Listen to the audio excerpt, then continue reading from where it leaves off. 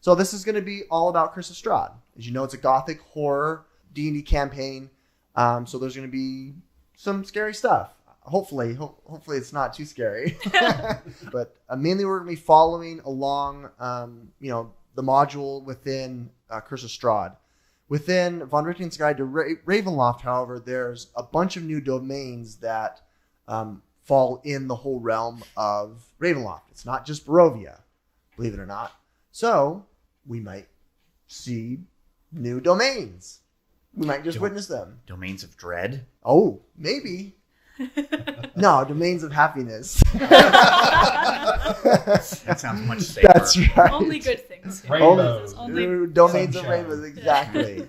And puppy dogs. And rivers full of chocolate. And children laughing and playing. Oh boy. Don't trust any of those. They're just No. skeletons. So with that said, let's get your guys' little player characters and let's position them here on the map where you would find yourself on the map. Thank you. Okay. I like that base. I'm all about it. You're all about that base. All about that base, baby. Oh boy. I got you. Okay, so in typical D&D fashion, there are, well, I guess in gaming, there are tutorial areas. So this is going to be the non-combat tutorial area. So you guys find yourself here in an area where this is. What do you guys do? Oh, we don't introduce ourselves yet? Not yet. All right, I'm going to Oh. make a perception check. Okay, perception check. Here we go. Perfect. Well, actually, roll a perception check. Okay. I got a 19. Excellent. Hey. All right. If you would get Yes, as close yes, as you can to okay. the mic. Crackling in harmony with the droning sounds of cicadas, you find yourself gazing in awe at the sunset before you. You can see the last rays of sunlight through the leaves and branches of the densely filled forest of the Neverwinter Woods. Rolling nimbus clouds fill the sun's set sky as you hear the bubbling of stew from the cauldron hanging from its half-circle iron handle that connects on each side of it over the fire. The sunset vista of the Sword Coast is truly an amazing sight to see. Does anyone else want to use some of their skills to do something? I will make an Arcana check to see how I may have arrived here, given that I've spent the entirety of my existence Perfect. in the peaceable kingdoms of Arcadia. I get 16. This is a intelligence check, but that's fine. I put history. Oh, history. Oh, I have the same training in history. So Perfect. The largest city along the Sword Coast is the Great Harbor of Waterdeep. You find yourself at the offices of the Lord's Alliance because they needed the help of an adventurer brave enough to fight an evil that had festered up north in the lands near Neverwinter. 100 gold pieces per evildoer, ne'er-do-well, or hooligan purged from the area doesn't sound like a bad idea. That actually sounds amazing. With great risk comes great reward. You recall encountering three other adventurers who took the same call to action. Taking the route along the high road, you find yourself at this camp just on the outskirts of the Neverwinter Forest. I would like to see if I can determine the intentions of the folks around me. Sure. Oh!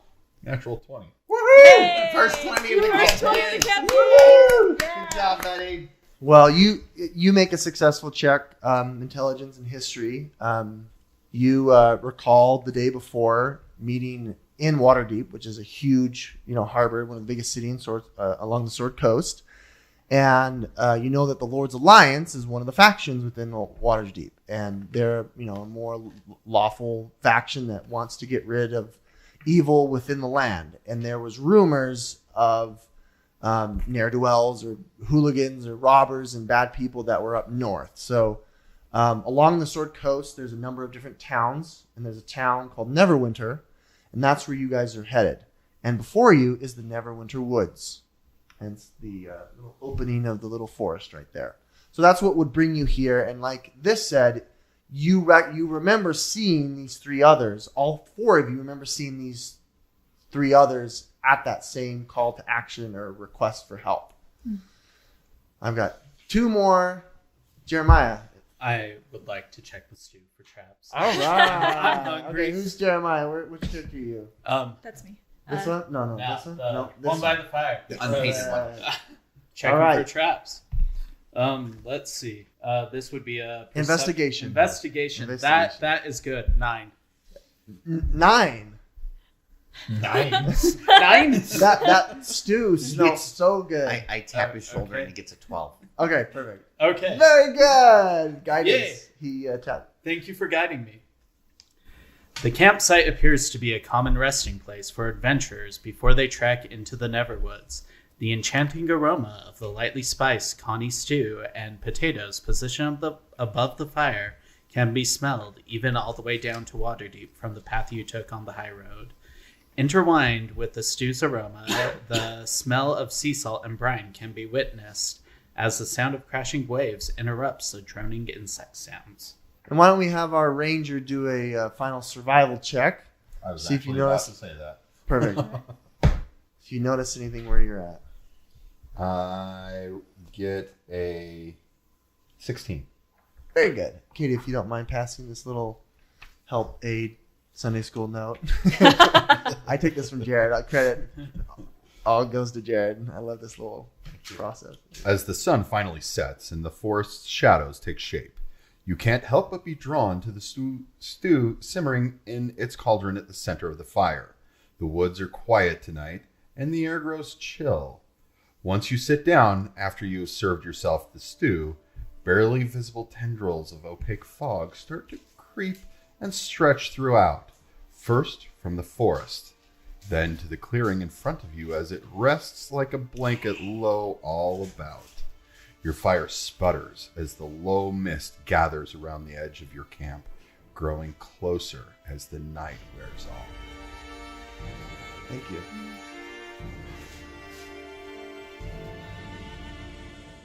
Just that last little bit of this just I have a couple of these.